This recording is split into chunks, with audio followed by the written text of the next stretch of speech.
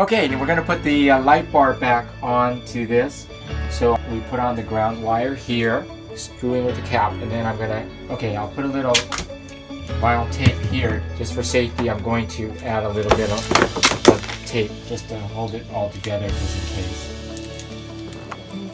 That'll be good.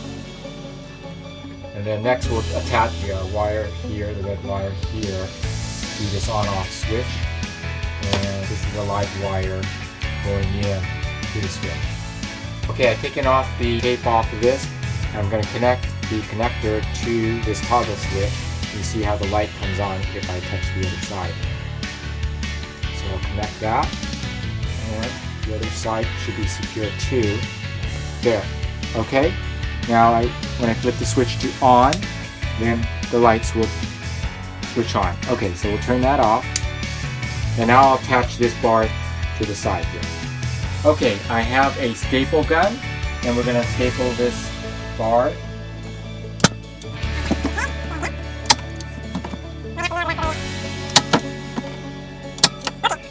Okay, we'll put this plastic covering over the wire here, and then that will protect this from any accidental snags or cutting of the wire.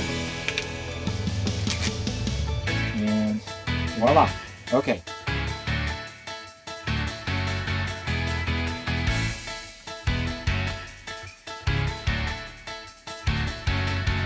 Okay, we're finished here. We placed in the light bar here below the queen size bed that we're going to fold out and make it into a Murphy bed. But right here will be the lights that go underneath for storage, or just to see where things go down below here on the trip.